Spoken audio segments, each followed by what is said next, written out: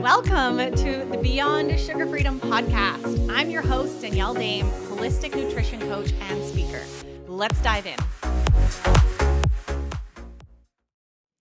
Hey, everyone. Welcome back to another episode. I'm your host, Danielle Dame, sugar freedom expert and somatic embodiment coach. And I'm tuning in again another week here on the podcast. And I'm just being blown away by reading some of the reviews that have been coming in here for the show. And I just want to take a minute before we dive into today's episode to say a huge, massive thank you to each and every one of you who have been following along, have been listening, have been sending me messages, and have taken time to record a 5-star review here for the show. It helps so much. It helps us really reach more people, help more women, and really get this message out there that I'm sharing here on the show around really deeply healing our relationship with sugar through healing our relationship with ourselves.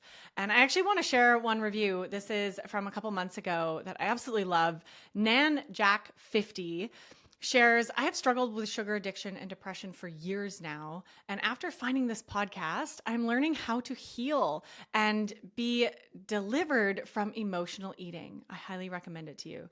Huge shout out to NanJack50. Thank you for sharing that with me. The feedback, about the impact that these episodes and the show is having for you helps fuel me to keep going and bringing you more episodes. And today, I actually want to dive into something that I cannot believe I haven't talked about here on the podcast. There's actually a lot of misconception around, do I eat sugar? Right? Or there's a question, maybe not a misconception around, like, does Dani eat sugar? How much sugar does she eat? When does she eat it? How does her relationship with sugar look like? And that's really what I want to answer for you today and share just raw and real today with all of you. I'm actually recording this episode on a holiday Monday here. I'm recording this and then I'm getting out into the garden and I'm going to go and do some meal prep for the week ahead. And, I've got my lazy Sunday vibe going on here as I record this episode. And I really just want to bring that energy of the raw, real truth here from me, right? And I really want to caveat this and start this episode by a huge reminder and disclaimer that my relationship with sugar, my truth, my body is different than yours. So what works for me may not work for you. And I think this is one of the major problems in this health and nutrition and especially sugar addiction space. We think that one person's way of eating or the way that they meal plan or the diet that they've chosen to follow, whether it's carnivore or paleo, is because it works for them, it's going to work for me. And we tend to really think, and because we've been raised this way, in this sort of one solution mentality, right? Like, what's the one solution that fits all? And the truth is, and we need to, if you haven't already wrapped your head around this, right, is to really acknowledge your uniqueness and the beauty of that. And yes, how frustrating that can be, because it would be so much easier if we had one solution that fit all human beings in everything in our life, right? But we don't. We actually have to get in there, trial and error. And that's what I did and to be honest, raw honesty here, I'm still figuring it out, with my relationship with sugar. And it's ebbing and flowing as I age, as my body changes, as my lifestyle changes, as different things happen. My relationship continues to evolve and change, and I'm continually learning and failing, because that's how I learn. That's how you learn as well. So we're going to dive into that today. But as per usual, I also really love sharing little bits, and I'm going to be doing that in today's episode. There's been a lot going on personally for me in life and so much growth, and also really enjoying the last couple of weeks of summer and resting and working less. And that's felt really, really nice. One thing that I haven't talked a lot about yet, and I keep planning to share more on Instagram and Facebook, is that we finally adopted our 2 forever babies. And what you don't know is that we have 99% settled on their names. So we have little Kai, who is the boy, and Peaches is the little girl. And they are brother, sister, beautiful, beautiful kitties. And we have just been absolutely loving getting to know them. And a couple weeks ago, one of the things that I did share on social was that I'm actually starting them on a raw food diet. So this is something that feels so deeply in alignment with what I'm preaching here on the podcast, right? Is whole, real foods. And when we actually look at the diet of felines, It's raw food. It's raw meat, to be specific, and actually whole animal carcasses. So I've been doing a lot of research about the nutritional needs of cats and the raw diet. And I know it's not for everyone, obviously. And it does come with a lot of downfalls around not being able to just leave food out all day. It's definitely extra work, but I've absolutely been loving it. And the learning that I've done around, this really actually deeply ties into sugar, right? When we think about human needs for sugar, right? Quote, needs, right? Which can be argued. Cats actually don't use sugar as fuel. I learned this. This was really fascinating. They actually use protein. So cats need a very high protein diet. That's actually what they use as their energy fuel source. So really, really fascinating thinking about also what they eat in the wild. So same with humans, like, is it real food, right? Is it something that is traditionally what would sustain a human or a pet? I mean, obviously each animal has a different diet, but when we think of cats, right, they're out there killing other animals, right? Bunnies, birds, mice, right? They're eating the raw animal. And they're eating the whole animal. So it's been really fascinating to learn and to, just like with my relationship with sugar, I mean, there's so many parallels here. I'm going to be getting into finding that freedom balance, right? Because feeding them raw food all the time is just not going to be convenient, right? And actually this week we were away on vacation and we left the kitties with my mother-in-law, and she had dry food out for them and some canned wet food. And that's totally fine. And then we'll, do the raw food when we can, when we're home, right? We're not home every day. So there's a lot of finding that balance, right? And it's the same with our relationship with food. It's not about being perfect 100% of the time. It's about doing our best to be on track with whole real foods that nourish and feel good in our body, maybe 80% of the time, and allowing the other 20 to be fluid and flexible.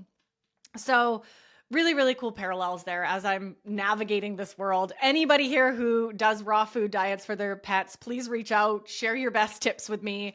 I am a total newbie, but I'm really enjoying it so far, and really just feels so good putting a plate of food on the floor for them that I know is so nutritionally dense, has not been processed and added chemicals and all the crap that they put in, in a lot of raw food or dry food, especially, and even canned food, right? So it just feels so nourishing. It feels like I'm doing right by them as good as I can.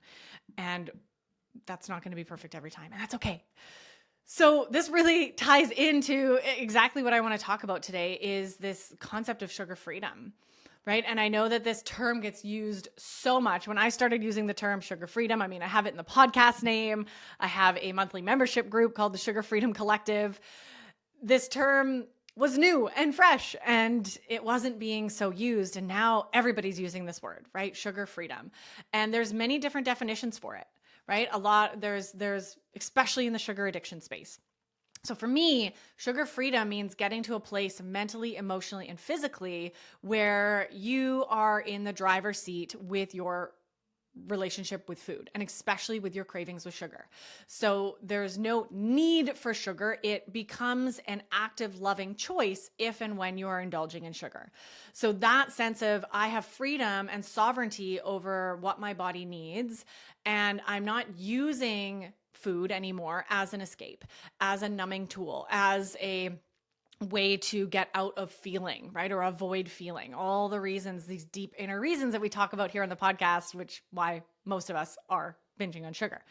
So this is that internal sense of freedom from the control and the shackles that sugar cravings usually has over us. Many of you listening to this know what I'm talking about. You're probably there right now, right? Maybe listening to this podcast for that motivation to help you find that sense of sugar freedom for you. And I actually want to encourage each and every one of you listening to spend some time today to reflect on, what does sugar freedom actually mean to you? Because again, my definition might be different than yours, right? What does it mean to you to actually be free from sugar? And is that to be free from sugar completely, not having it in your diet? Maybe. Or is it to have the freedom to choose and to not be using sugar as a crutch or a tool, but having it as something that you can enjoy in moderation from time to time? And this is a big question. We're not going to dive too deep into this today, right? But is moderation possible? Right? That's where this question comes up. That's probably what's on your mind right now as I'm even talking about sugar freedom. And you'll see the world in the sugar addiction world and space, you'll hear a lot of experts preaching absolutely not, right? Abstinence or bust. And I am definitely on the moderation camp. I'm in the moderation camp, and I deeply believe this because I believe humans can heal. I believe in our unlimited potential and our body and brain's unlimited potential to heal. Now, moderation with addictive substances may take a long time. Probably will take a long time to heal. So this is where a lot of people think moderation doesn't work for them, right? They think, well, I've tried it for a year and I just keep slipping back. And my huge, what I've seen and wholeheartedly know with every ounce of my being is that when we actually get down and dirty into the root causes of our sugar addiction and start healing from the root, then eventually moderation is possible. So we need to get in there. We need to repattern our nervous system, learn how to honor our emotions, heal our traumas, and really, really rewire the neural pathways in our brain that no longer need us to binge on sugar in order to feel a certain way. And I know that that's possible because I'm living it. And I've seen hundreds of women that I've worked with living it. So this is a huge debate. I should have somebody on. We should have this debate on the podcast because it is really interesting, right? And ultimately, I want you to know there's no one way. This is what I believe and what works for me. But again, like I said at the beginning of this episode, it might not work for you. And it may not be a right now for you, right? Maybe right now for the next few years, abstinence is your biggest support, right? But perhaps in the future, right, you might be able to come at sugar with control, with that intention, right? That is the freedom. We're going to put a pin in that. That's a whole rabbit hole, another episode, moderation versus abstinence. Stay tuned for that episode. But I want to actually just share my eating and my truth around sugar, right? This question of how much sugar do I eat? Well, first of all, does Danny eat sugar? Yes, I eat sugar. Yes, I eat sugar. Oh my goodness. Crazy, right? I think most of you know that by now because I've talked about this relationship that I've built and healed with food. And really navigating into that is continually changing. I notice my relationship with sugar shift every year. You know, there's some years where I might be eating a little bit more and some when I'm eating a little bit less and I'm starting to try different ways of eating. I used to, way back in the day, not eat a lot of meat. Now I know better and I'm eating a lot of meat for blood sugar stability and nutrient density. And it just feels so fueling in my body. But how much sugar do I eat? Okay, so currently, you actually might be shocked to learn that I eat more sugar than you think. I don't eat a ton of sugar. I do not overdose on sugar. I know when I'm eating sugar, it's very intentional and it is a part of my life. And I'm okay with that. I think that's the important piece here. So a couple things that I want to share, sort of more specifics, like what's actually going on, Danny? And it's very hard for me to say. I was making some notes about this episode and what exactly I wanted to share. And I realized like how drastically it shifts from week to week. So there's not really a huge consistency. And, you know, that is the ups and downs and the flow of me exercising my sugar freedom rights. So, but I will say, one of the things that a lot of people find surprising when I do talk about eating sugar is that I always use real sugar. So I still do on occasion eat white flour and whole wheat flour. And I actually have it organic. It's a local mill near my house that actually uses all organic flours. And I only ever use that if I am baking my sourdough bread and the occasional time when I do bake cookies or scones or things like that. We actually alternate in our household between some gluten-free flour because my husband doesn't do gluten and I try not to. So I definitely don't eat a lot of gluten or definitely don't make it a daily practice. But when I do say bake, because I still do, or when I do eat sugar, I really do have the real sugar. So in my house currently is maple syrup, honey, coconut sugar and white sugar. That's mostly for the hummingbirds. But I do use those because, so here's my belief with the sugar, right? I do not use alternatives. I do not try to get fancy. I definitely don't use any alternative chemical sweeteners. I believe that the most original form of white sugar actually gets processed in my body. Because I'm not overdosing on it, my body knows how to flush it out. A lot of these alternative chemical sweeteners, even stevia that has been heavily processed, is a foreign substance in the body.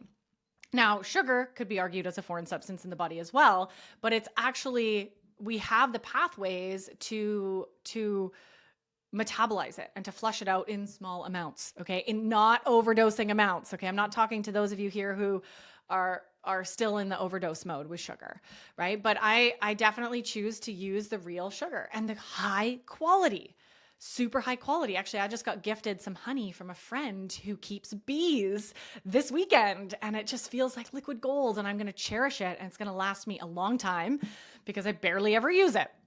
But if I do, and when I bake, I will use things like that. I will use usually honey or maple syrup or the coconut sugar or white sugar to bake.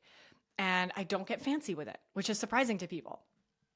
So how much sugar do I actually eat? Okay, so roughly on a regular day around the house, and I actually just had breakfast right now, I will have a slice of my sourdough toast, which is a blend of white flour, rye flour, red fife, ancient grain flour. It's a whole mix of like whole grain flours with a little bit of white flour, and it's homemade by me. This has been a craft that I have been so proud to learn over the last year and a bit, and I absolutely love my homemade sourdough toast. I do not eat store-bought bread unless, of course, I am out somewhere and don't have access to my sourdough bread, and that is something that I needed. Not daily, but a couple times a week, I will also have a glass of my homemade kombucha. I also make kombucha, and that definitely has some sugar in it. Because I make it myself, I get to process it longer. So it definitely has a lower sugar content than anything I would buy in the store.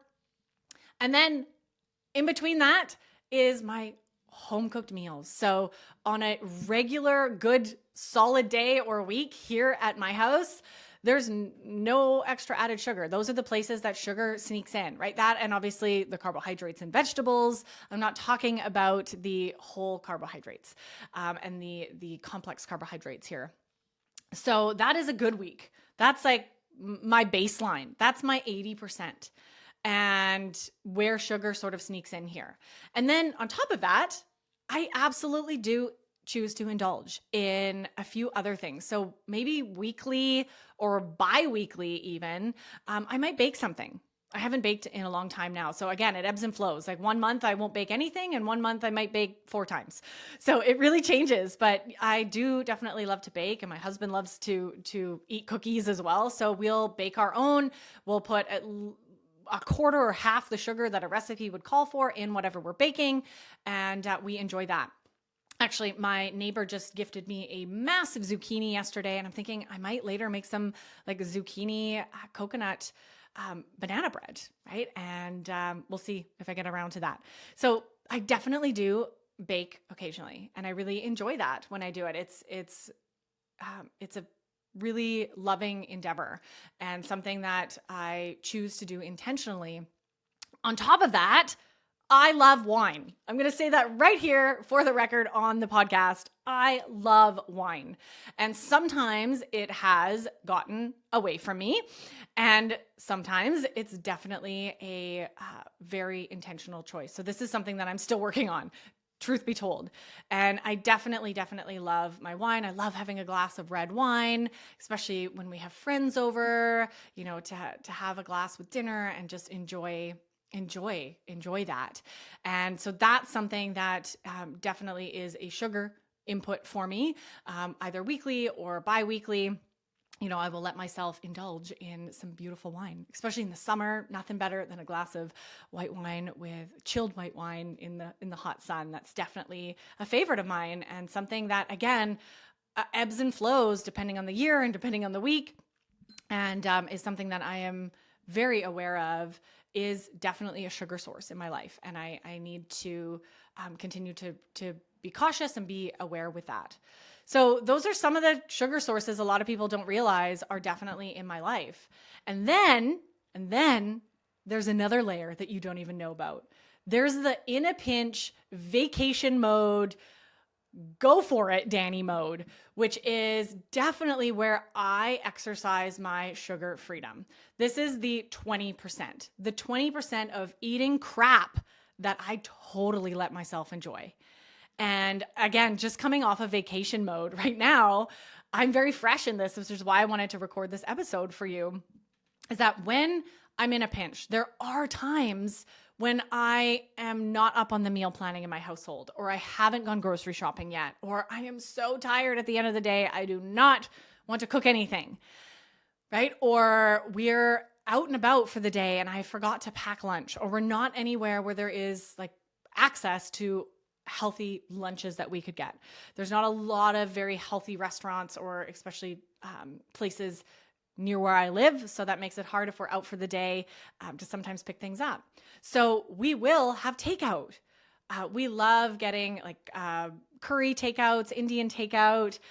We may go and get there's a gluten-free pizza at the in the freezer section at the store near our house that my husband loves. So sometimes we'll just have a pizza night.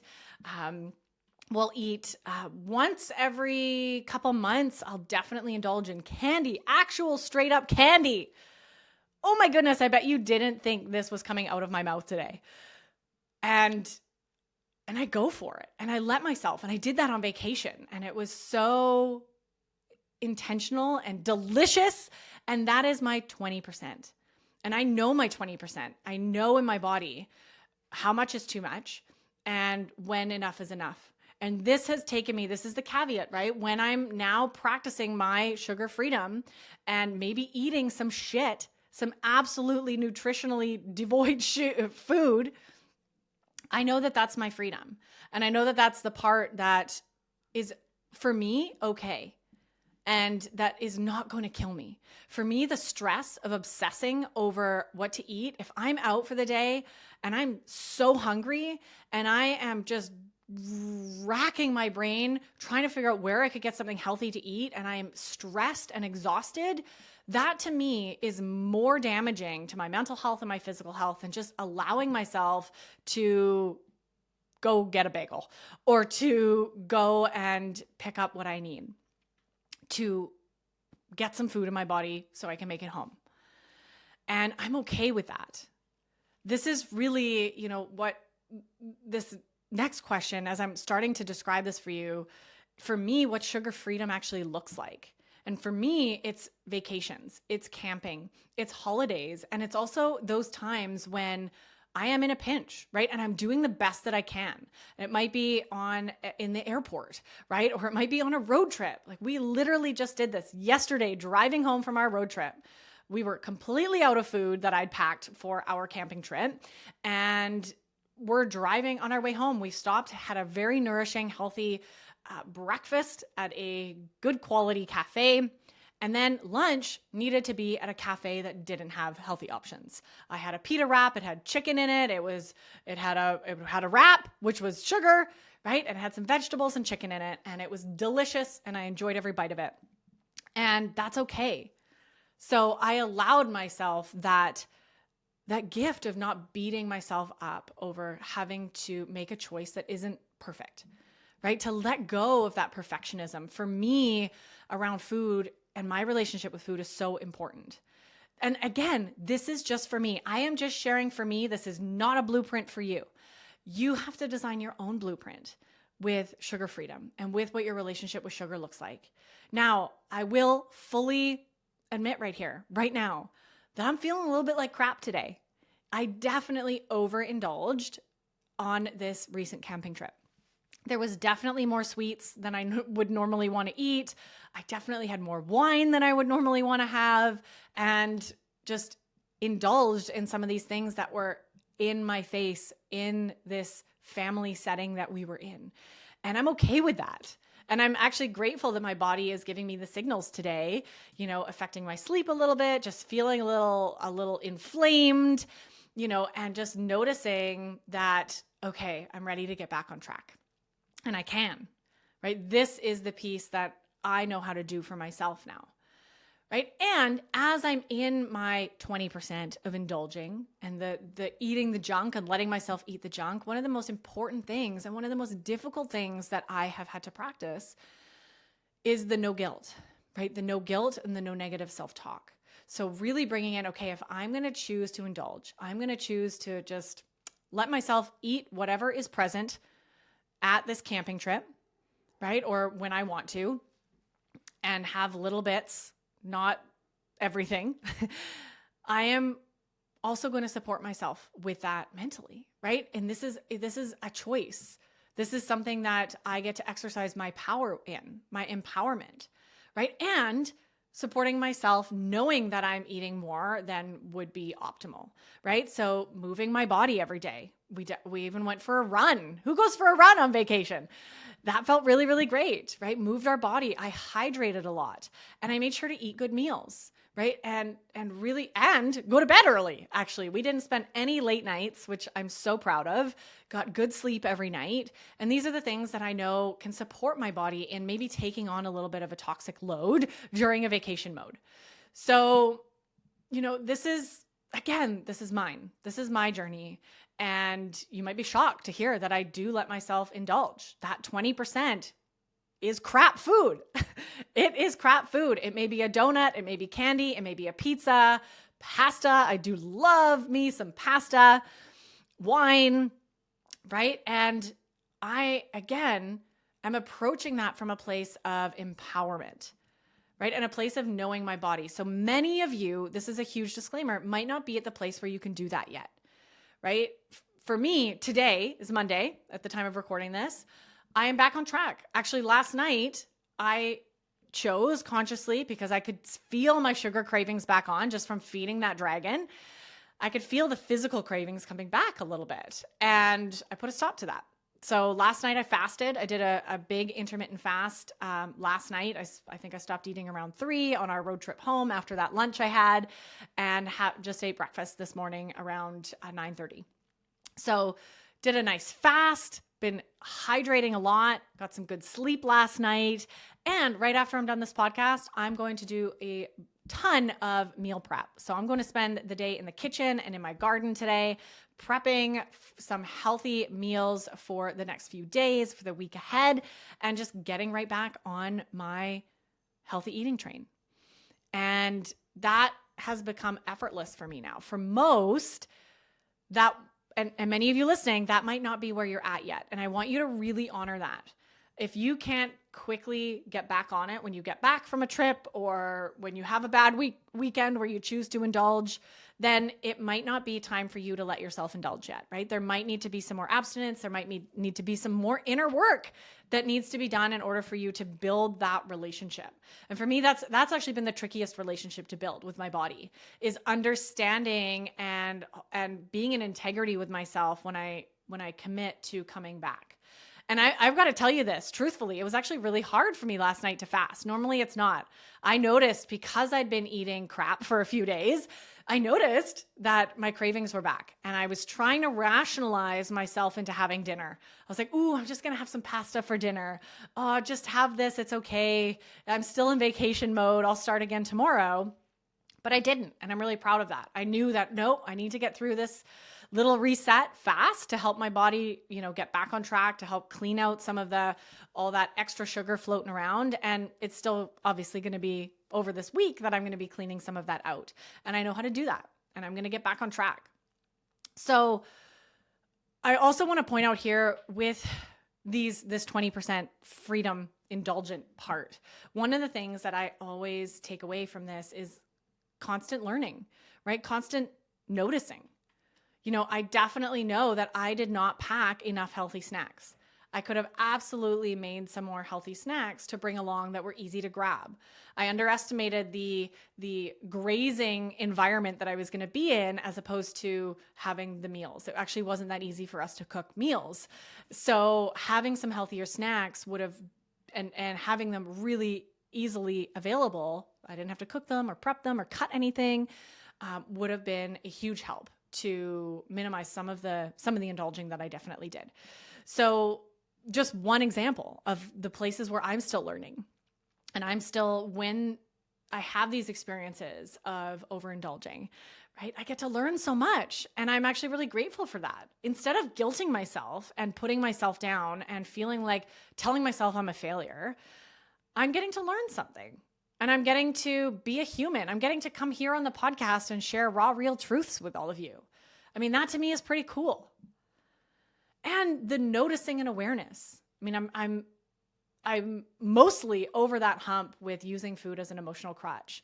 And for me, my danger zone is still celebration, is like connecting with family and celebration and that sort of vibe that we were definitely in this week. So I'm aware I still have more work to do there. Absolutely, there were more cravings than normal in that type of setting. And the vacation mode on top of it, that's definitely one for me too. So noticing where I still have work to do. And the awareness of while I was even in it, I was aware. I'm not using food here to emotionally escape. I know many people do, especially in family settings, right? They maybe are feeling miserable or socially awkward and are using sugar to get connection or get love or feel joy, right? I didn't need it for any of that. And not that there's anything wrong with that. It's just information if that's where you are, right? That is a root cause and that is some of the pieces that still need healing. So for me, there's definitely still healing to do. And I'm grateful for that. I'm grateful for these reminders to continue my path. So there you have it. I eat sugar. I probably eat more sugar than you think. And I'm constantly listening to my body. And I'm noticing, when is it too much? When do I feel my best? And practicing my freedom. It is a practice to build this trust and this connection with my body and with what I know I need and what is going to be most serving to me. And I do know that there are a lot of times, especially around food situations, like road trips, for example, or travel, where the stress and obsession over eating something bad or not being able to find a healthy option is far worse for me than just letting myself eat the wrap or eat the burger, right? Or, just indulge in that granola bar that was the only thing that I had and I really needed something, and just doing our best. We're all doing our best, right? You are doing your best. And yes, there's always room for improvement. Yes, there's always things that we're wanting to shift and change. But I want all of you to just remember from this episode, remember that you get to create your own blueprint here. And that any type of relationship with food, with sugar, is absolutely possible. Any type is possible. It just takes work. And most importantly, it takes a lot of deep inner work. And this is, as you know, if you've been listening to this podcast, my passion. And exactly what I do with all of my clients is getting nitty gritty into the depths, into the ugly stuff, into the wounds, so that we can actually build a healthy foundation of self and of relationship with our emotions and our body to then start practicing things like moderation, right? Or this sugar freedom or choosing to indulge, right? From a place of empowerment, not a place of wounding. This is a huge difference. And I just want all of you to know that it's possible. It's possible for you, just like it's possible for me and the hundreds of other women that I have worked with over the last 7 years. The last thing I will say here, this is a really big disclaimer, right? That it has taken me over 7 years to get to this place. And I'm not even there yet. I'm still learning. I'm still healing. I am still nowhere near perfect. I mess up. I fail. I overindulge. And I get right back on track. And I use that as information to learn and to fuel my continued growth. I know the areas that I still have weaknesses. I know the areas that I still need to work on. And when I'm ready, I will work on them. And I am, for most of them, already working on them. And that is part of this journey. There's no rush. There's no end. This is a continual unfolding of our growth as human beings. And I, for one, am very grateful to be on that path and to be able to share here on the podcast what I'm learning with all of you. And I hope that you got something out of this episode. I hope that this was the reminder that you needed to be able to really find your own path with what sugar freedom means to you, and to really, really be careful who you put on a pedestal. I talked about this a few weeks ago, right? I think a lot of people who follow me, even some of my clients, tend to put me on a pedestal of like, Dani has it all figured out. She's perfect. She never eats sugar. She never overindulges. And that's not true. I'm human. And I think that's so important for each and every one of you to understand. If you are following people who look like they've got it perfectly together, that is a red flag. None of us are perfect. And if anyone out there is pretending to be, then run the other way, because there is something they're not telling you. And this creation of this unnatural, unrealistic benchmark that we're all trying to shoot for is BS. It's bullshit. I'm going to say it. It's bullshit. Right? This is the real life of being a human. It's messy. We're imperfect. We fail. We mess up. And that's okay. Can you love yourself through that? Can you learn from it? Can you start talking to yourself differently in those moments when you're not perfect? That is what I wish for all of you. And I hope that this episode inspires you to start doing that and to start really paying attention to your truth. Like, what is your truth? And are there areas where you're not being perfect in your life, maybe even beyond food, that you can give yourself a little bit of a break on? Right? Obviously, a fine line in terms of not just letting yourself off the hook and eating yourself to death, right? Into diabetes and cancer and obesity and all these things. But it's also okay to be struggling. It's okay to not be perfect. It's okay to notice that you are slowly making progress in the right direction. That's what matters. So thank you all for listening to this episode and for letting me share the raw, honest truth around my life and sugar. And I look forward to hearing from all of you. I would love to see messages. Feel free to shoot me an email, send me a message or a DM on Instagram or Facebook. Would love to hear, what is your relationship with sugar look like? And what do you want it to look like, more importantly? So there you have it, everyone. Thank you again for tuning in, and I can't wait to see you next week on the next episode. Thank you for tuning in to another episode. If you're loving what we talked about today, please remember to subscribe, leave a review, and share this episode with someone you love. And if you're ready to dive deeper into discovering your root causes and patterns that are keeping you hooked on sugar, be sure to check out our brand new free workshop series that will help you kick emotional eating for good. Find the link to download this free series and other amazing resources in the show notes below.